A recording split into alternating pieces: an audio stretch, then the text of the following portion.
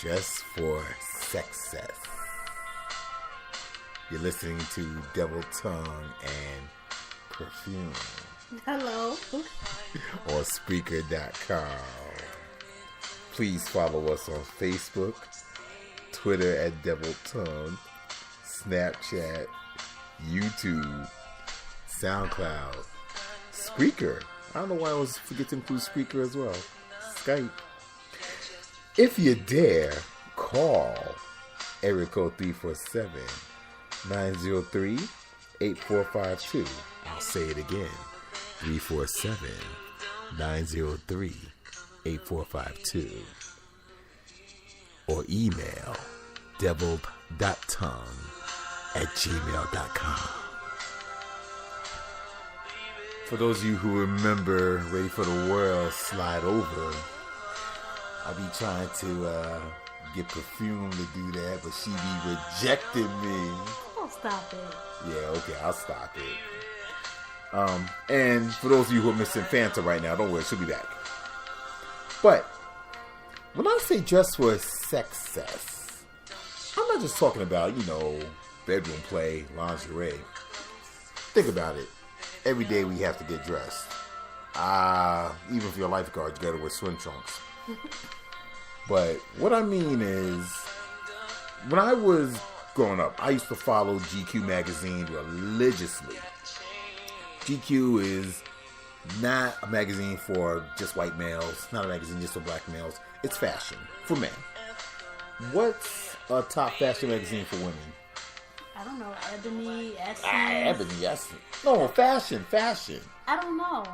Elle, maybe? Vanity Fair. I don't know. Okay. The reason why I'm asking or stating is because we dress and undress people with our eyes. Now, women in particular, correct me if I'm wrong, Perfume, you be checking out the guy's nails. Can't have dirty fingernails, right? You look to see if the beard is manicured.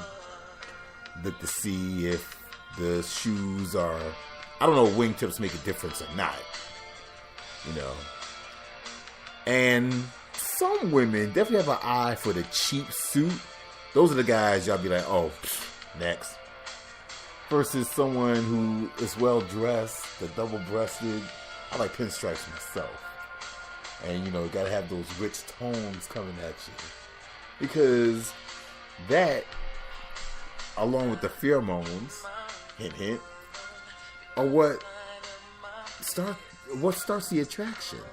Now, again, if I'm wrong, interject, please. No, you're correct. You're correct. I heard my pastor say this one time, and I thought it was funny, because he's a man. He was telling another young gentleman, he came into church and his sneakers were dirty. They were runned over. It looked like he took his sneakers and ran them through the mud, then he put them on. And he was like, you ain't gonna never get no girlfriend looking like that. And I was like, uh-oh. And he was like, because let me tell you, the first thing that women notice is your feet wear. And when he said that, I stopped in my tracks, because that is true. Right. Because women do look at the feet and we work our way up. And I mean, if your feet and everything else is looking on point, but that head is looking peasy, oh, we're going to have to pass you by. So yes, that is true. Now, I'm going to sort of defend defeat, if you will. Do sneakers make a difference? What do you mean? Okay. Obviously, I'm not going to work in a suit and sneakers. But, if I have on jeans. If the sneakers are on point, meaning they're not like the guy's sneakers look like I said, he took them off and run them through the mud. Right. But, if they have a little dirt, they okay. But, yeah, I mean, if sneakers are on point, yeah, that's okay. Well, for me, I'm not superficial like that where your sneakers, you know how you see some people, and I know some friends too, who have those Nike Airs. They're in white, they got to be white, and if you happen to just brush up against them too close to them on the train, they have a stroke. and they have them in blue, and they have them in red, and they have them in green because they matching with their outfit. Right. I mean, I'm not that superficial, that vain, but I mean, yeah, I do notice that, you know, oh, he got a nice pair of sneakers. He looking nice and fresh and crisp. So that means the rest of him will be nice and fresh and crisp. So that's the hope, because dressing for success, if you will, also includes hygiene. Of course. But that does not mean to take a bath in your cologne now. Ah, you kind of beat me to the punch. My personal joke is this. Unless somebody works, nobody should be funky in the morning. I don't care if you work at night, day, what I mean is, afternoon, nobody should be funky. No, but what I mean is this. If you know, in all fairness, you've been working all night, maybe it is summer, hot, whatever. Okay, you're not going to be as fresh as you would 6, 7 a.m., 8 a.m. We on the train together, and your pits, because the train is crowded, your pits are up. But I'm smelling, I'll take your pick. I'm smelling Febreze. I'm smelling Gain. I'm smelling, you know, one of my favorite colognes or perfume. You know, we get that because it's morning and you should be showered fresh on your way to work or school, what have you. Now, if you're on the train and you kicking the high heaven, okay, it's after work. It's 4 p.m., 5 p.m. Again, people tend to be a little sweaty and not so fresh. I know a lot of people, men do too, you know, they'll spritz before they head on the train ride home. Nothing wrong with that. Perfume mentioned about bathing in cologne. How much is too much? You know it's too much when people, especially men, where they have the cologne where they pour in their hands and they rub it and they be slapping their face and doing all on their shoulders and up underneath their arms. That is just excessive. Here's the catch though. Let's say you're walking by me and I smell. Okay, you done caught my attention.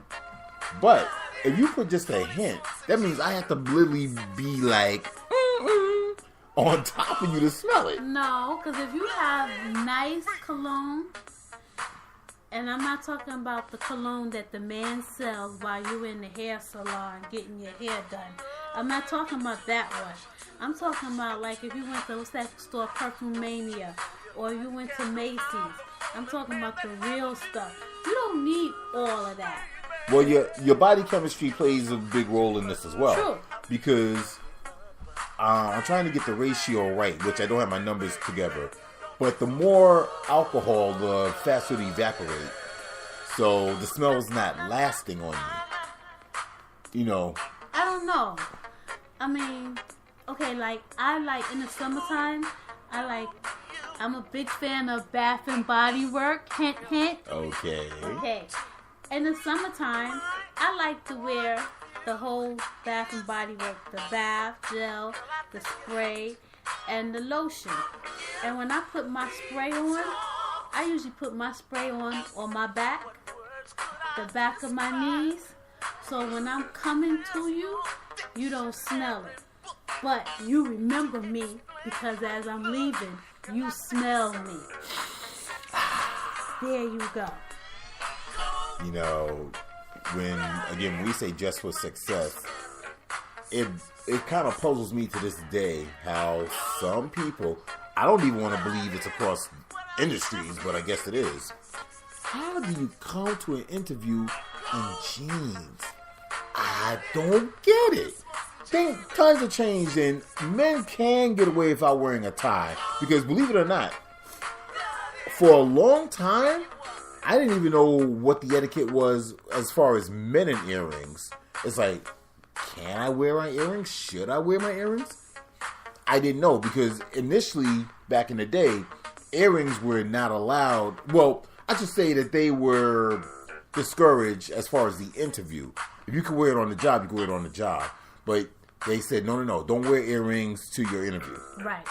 You know. Because we're judging you. As soon as you walk in, we're judging you. Did you see them pearl earrings he had on? So yeah, I wouldn't say wear your earrings in your interview. Well, back then, I mean, times have changed where now, it's pretty commonplace. True, and it depends on where you're going for your interview at. And wearing jeans, I don't know. I think people now are more relaxed, where they're not putting their best foot forward. They don't realize that as soon as you walk in, you are being judged. As soon as you walk in. I know on my job, we were looking for a contractor to do some work. And to the life of me, who was the one reaching out to these companies, I can't tell you the name of the company name, but the guy who came to measure the desk to do the work, we all called him Skinny Jeans. Because his pants were so tight. First of all, and that's a big no-no too, by the way. He left nothing to the imagination. And I'm surprised he had circulation going up to his head. And, every now and then my coworkers will go, hey, so Skinny Jeans didn't get the contract? And instead of me going, who? Who are you talking about? I know exactly who they're talking about. They're talking about that man who we had to come in to bid for a contract. And, yeah, your appearance is the first and the last thing that we remember. Okay, I want you to, if you have to think about it. What about dreads? Let's focus on the woman first, dreads/braids, because if you're going for a job in corporate America, I think, if I'm wrong, remember, devilgottongue@gmail.com, or again, you're following us, get at me. Can you have your hair braided? You just spent, I don't know, $100 whatever to get it done so. Yet, even though you're professionally dressed, business suit, you have on slacks. You're not even wearing a skirt. But can you walk into a corporate office in corporate America with braids and expect to get hired? Forget merit. Forget your resume. Forget all that. Okay. Braids? You said braids. Braids. If your braids are nice and neat, yes, you can get a job. But if your braids were done, let's say in October, and you got like 3-4 inches of growth in your hair, and we could see that, no, like I said, impression. Because that, to me, that shows that you're lazy. Here's the problem, though. You're saying this as a woman of color. Yes. Now, pretend you are your supervisor. Again, we don't use names on the show. We try not to. Would she hire a woman of color, a person of color, and I have to make the distinction between braids and dreads, because I know we do wear dreads in terms of fashion, but culturally speaking, Rastafarians, Jamaicans wear dreads. So, okay, the supervisor I have now, I call her my free spirit. Yes, she would hire. Okay. Why I say that? I'm not gonna say where and who and what I do, but there's this young lady. She's nicely shaped. She's just a little stocky, but she has a nice shape. You can see that she should be wearing a size 14 pants, because on Friday is our dress day, dress down day. Right. So we wear our jeans. So you can see that she should be wearing a size 14 pants. Basically bigger than what she's wearing. She wears a size 10. Wow. And I have said, even sometimes in her skirts, there should be maybe a 12, and she should wear a 12, and she's sticking her butt and stuffing her butt in a size 8. Sometimes in the summer, when I see her get up from her desk, I see her pulling down her skirt, and I want to say to her so bad, what are you pulling down? You know that thing was tight when you put it on. But I know that I will be in somebody's office explaining myself. The same young lady with the pants. Her pants are so tight that she can't pull them all the way up.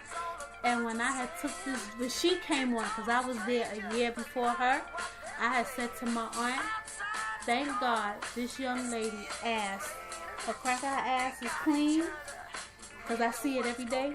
I said, if it wasn't, I would be on unemployment line. I said, hell, I'd probably be in somebody's jail right about now, because I just went ballistic looking at your dirty ass all day, every day. Well, you know what? In this new highly charged climate of, I'll just say, sexual politics gone awry, you know, you really do have to stay in your lane anyway. True, but this supervisor did not say anything. But the old supervisor, she would. She's a much older lady. She's much conservative. I'm not saying that you need to wear dresses and skirts down to your ankle, but the position that she holds, you don't need to sit behind your desk and take your blazer and cover your lap. Because, you know, as women, when we sit, our skirts and dresses tend to rise up. You don't need to do that. If you need to do that, then you need to evaluate your wardrobe. The hair, the male guy, he will walk by me and he'll go, I see Poofies here. She has beautiful hair. Long, beautiful hair. And she doesn't believe in doing the perm. I think she does natural. Got it. So you could tell when she washes her hair. Those women who are listening, who are black, you remember when your mom used to wash your hair on Friday night? And press it. Hello. No, she washed her hair on Friday night, and she would braid it up and have them plaque braids, and then on Saturday she would press it. Well, my girlfriend has come to work with those braids in her hair. And that's why the guy from the mailroom will go, I see Koofies in her office. And I would just bust out laughing because he's talking about her hair. Appearance on the workforce, yo, you just don't know how far it goes. Everybody is looking at you. People you think is not looking at you. Same young lady, the guy in the office next door, he never could remember her name. But he used to refer to her because he liked her. Right. Is Big Booty in? And I used to say to him, who are you talking about? You know, the girl with the big booty. And I say, but aren't you married? He say, so? Hey, looks are free. Looks are free. Come on. I could look. And if she didn't want me to look, she wouldn't be walking around like that. So. But see, this goes into that realm again about sexual harassment. We can venture into the whole, lingerie and voyeurism and all that. But the funny thing about dressing for success is that it does translate into, how should I put this? In a sense, power. I'll give you a good example. If you wear a uniform, whether you're EMT, police, nurse, what have you, it's a uniform, and you are supposed to wear uniform a certain way, certain specifications with no exceptions to that. When you work in an office where pretty much you can wear whatever you want, okay, you have a choice, right? You can wear, and I am talking about offices where you have a choice, not where it's, only just on Friday. You can come to work in jeans or a suit. So let's say you're wearing for the men, shirt and tie, got cufflinks, shoes always polished. Yes, you will get noticed. Whether that leads to advancement, and again, I'm basing it on the type of job you have, I don't know. It plays into your favor in a positive way, though. Now, let's say you have the type of job where you can wear jeans. Okay, jeans could be stonewashed, and I'll go a step further. Let's say it's really relaxed, so you can have rips in your jeans and things of that nature. The question is, will that lead to, unwanted anything? Unwanted conversation. No one's supposed to touch anyone, but will lead to unwanted touching? It shouldn't. It shouldn't, but it does. All right. It does. And I disagree with that, but it does. It's just like one Sunday I came to church and I had like a sponge shirt, and I noticed that they call it a keyhole, right, was real low. And when I noticed that is when I was walking out the building, and I was kind of tired, didn't want to go to church, and I said to myself, if I go back in this house and change this shirt, I'm not going to church. Right. But I kept it moving. And when I came in, my mother's friend saw me, and she was like, look at that. Showing all the titties, huh? Looking for a man, huh? Woo! And then she walked by, and she was like, see? Now you're going to make me grab your butt. Because you know I used to be a pedophile, right? And I had to laugh at her because that's what she used to do to my mother when my mother was, down and out. And I was like, no. And I was like, are you just jealous because my boobies are showing and yours aren't? She was like, yeah. Sexual politics. But, she was only just joking, That's how we talk to each other. But she's right. If you walk by in the summer, and you wearing a sheer dress, and you know that your sheer dress is white, and the only thing you have underneath there is a thong, and you knew that I can see through that dress, and you walk by a bunch of guys, and they be like, ooh, baby, oh, you looking hot. Can I be that piece of material stuck between your ass? But remember, out in the public realm is one thing. Okay. Again, certain venue, right? A lot of women there have ample sized bosom. Mm-hmm. D cup and whatever.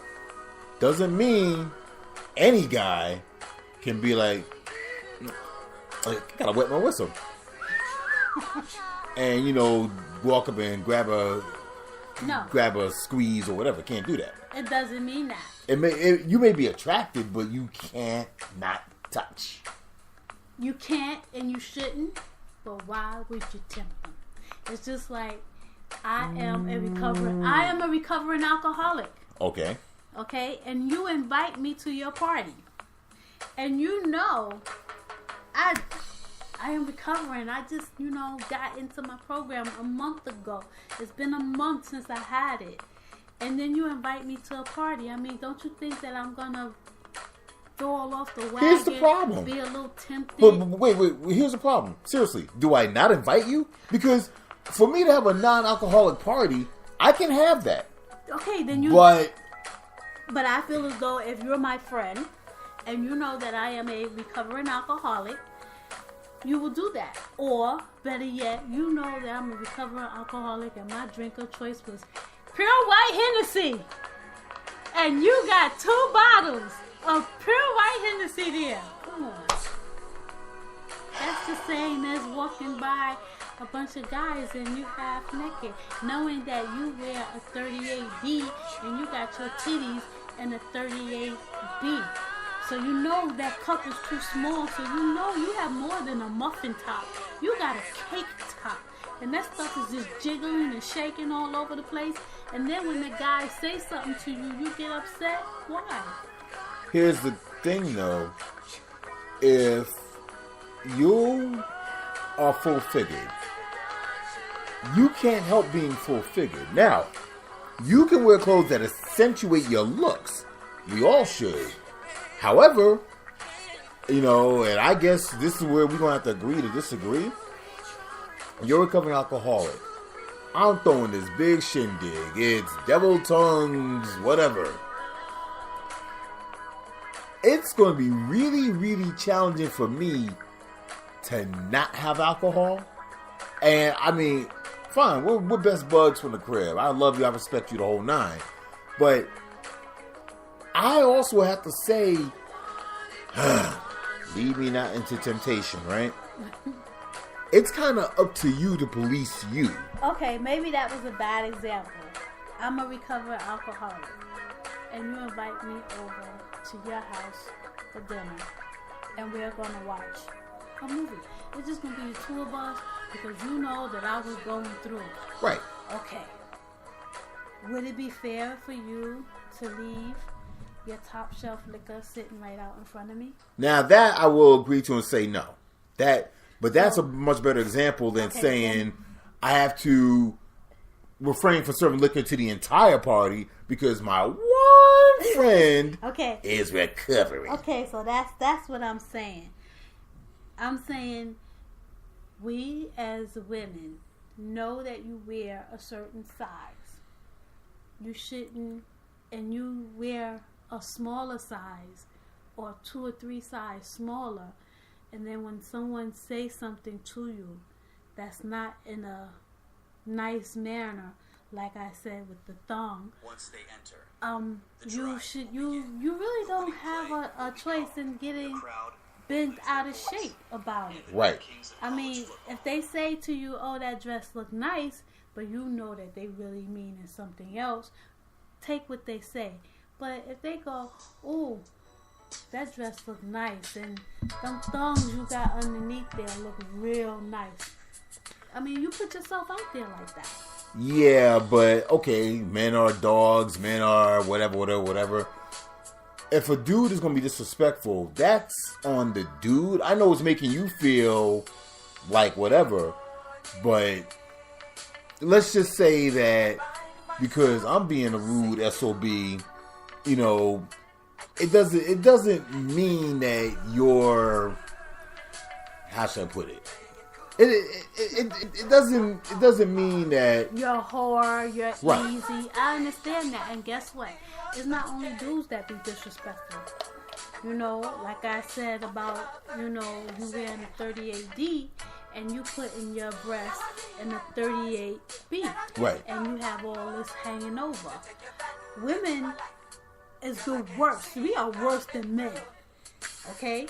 We will say things to you that will have you running home crying to your mama. Okay. And you're 40 years old. Okay? So, I mean, yeah, dress for success. I'm not saying wear a turtleneck, but I'm also saying, I know you're probably saying, "Oh, perfume, you're being two-faced when I say don't cover up, but show off, flaunt what your mama gave you." I love cleavage personally. To a certain extent, I love cleavage too.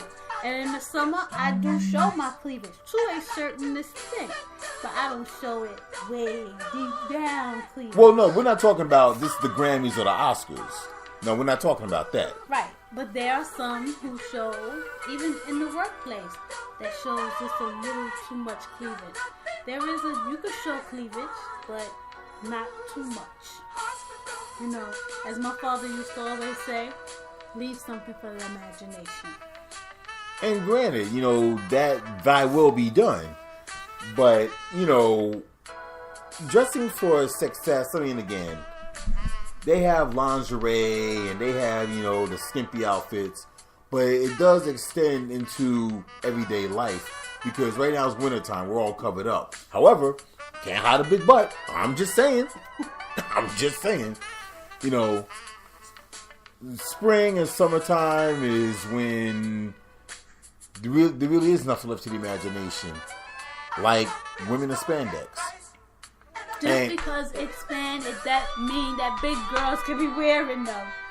Just because they come in 1X, 2X, 3X does not mean that big girls should not be wearing them. Well, what about sweats? Because, I mean, same. What's wrong with sweats?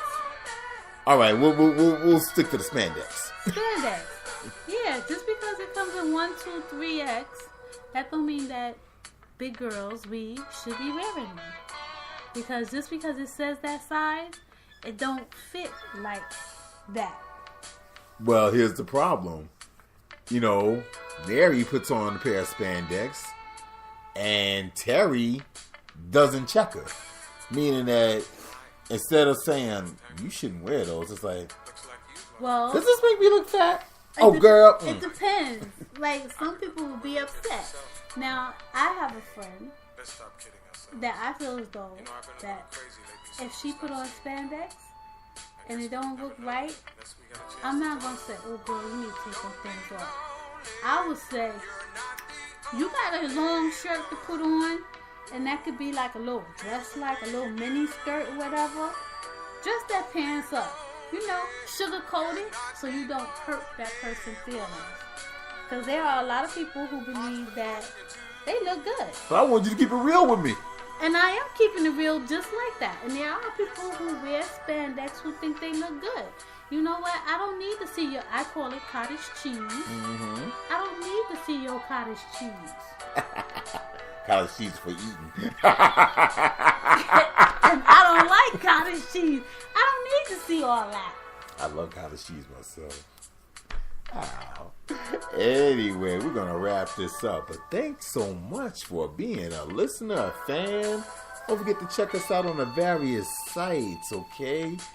devil.tongue@gmail.com, Spreaker itself, SoundCloud, Twitter, Skype, Snapchat, Facebook. Thank you, Perfume. Thank you. Welcome. Bye. Wow, it's like that. Yeah. Night. Peace out. Deuces.